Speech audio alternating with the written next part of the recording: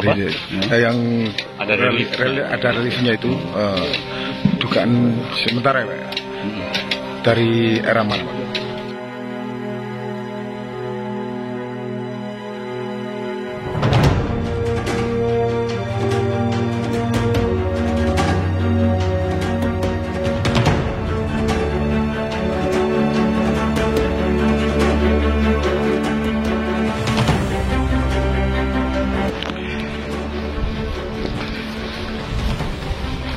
Assalamualaikum warahmatullahi wabarakatuh.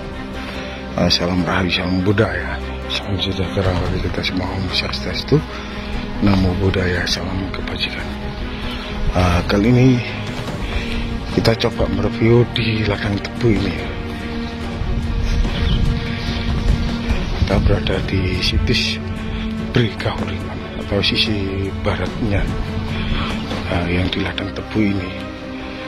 Di sini ada ekskavasi yang dilakukan oleh pelestarian Cagar Budaya Jawa Timur.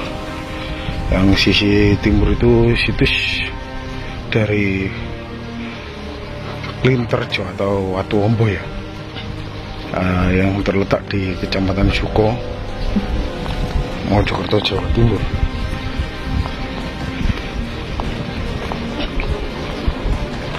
Coba kita mendekati.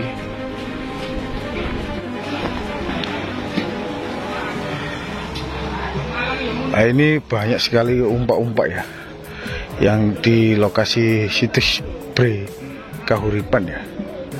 Ini banyak sekali kita jumpai umpak-umpak dan sebuah struktur di sini. Lokasinya itu terletak di dataran tinggi ya, soalnya yang di sana itu sebuah apa itu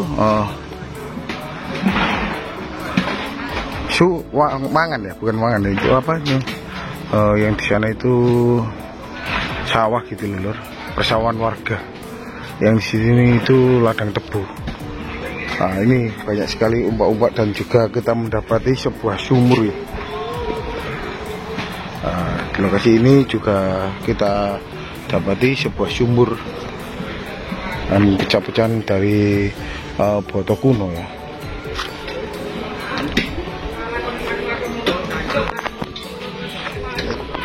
Ekskavasi hari ke-10 ini kan? Ya. Jadi pada hari ke-10 ini kita sudah mulai melihat secara keseluruhan ya. Ini termasuk bagian dari kutu yang ada di sana, di sampingnya Yoni ya. Itu sebelah mananya namanya? Sebelah selatannya ya? Sebelah selatan. Oke. Nah, dari situ kita sudah bisa membuat rekonstruksi dan kertas bahwa kawasan ini sebenarnya, kompleks ini itu besar. Jadi perkiraan kami kemungkinan besar itu 300 timur baratnya, terus 200 utara selatannya. Jadi besar. Tapi yang kita temukan ini terpisah-pisah seperti ini. Ya kita tahu di sini ada Yoni yang besar di sebelah sana kan, yang teman-teman mengenalnya dengan situs Watu Ombo. Watu Ombo gitu ya. Yang di sini lagi satu Kahuripan. Bre Kahuripan. Nah, ini semuanya satu kesatuan. Ya memang awalnya ya kita lihat dua situs karena kita belum melihat pagar keterkaitannya ya. Nah tapi sekarang kita sudah lihat itu ada beberapa indikasi bahwa area ini adalah satu, dia memang besar. Jadi yang tadi yang saya sebutkan 300 kali 200 meter. Tapi itu masih perlu kita pembuktian, ya, masih perlu pembuktian. Jadi baru beberapa spot-spot yang kita buka, tapi kemungkinan besar bisa seperti itu. Terus interpretasi dengan adanya pintu gerbang yang di lapangan ya di daerah timur ini, kita di depannya Yoni, kemungkinan itu adalah gerbang, kalaupun itu gerbang pertama, ya kan biasanya tempat suci itu gerbangnya 3, ya. Jadi satu yang modelnya padu raksa, kemudian bentar. Selain temuan lepas Pak, apalagi Pak? Nah, yang pasti bahwa kita temukan di sini adalah banyak sekali umpak, ya umpak dan besar-besar, ya. Selain itu ditemukan banyak sekali pecahan genteng, ya. ada yang masih utuh dan kelihatannya terkonsentrasi. Bisa saja bahwa satuan genteng ini tadinya adalah struktur sebuah bangunan, tapi dia rubuh, hanya dia numpuk seperti itu. Ya, kalau itu yang terkait dengan temuan-temuan lain. Terus yang lainnya adalah beberapa batu candi dan bata yang berelief, ya, yang kita bisa lihat itu tentunya itu adalah bagian-bagian dari bangunan suci maupun bagian profan. Ya. Temuan yang berelief itu Pak ya. Apa? Yang Ada relief. ada reliefnya itu dugaan sementara ya Pak ya. Dari era mana Pak? Ya, kalau ini kelihatannya dari keseluruhannya itu era Majapahit. Ya, sebagaimana teman-teman menduga bahwa ini terkait dengan Sri Buana Tunggadewi. Jadi sangat bisa masuk akal kalau itu. Apakah ini rumahnya atau kompleknya dari Ratu Sri Buana Tunggadewi?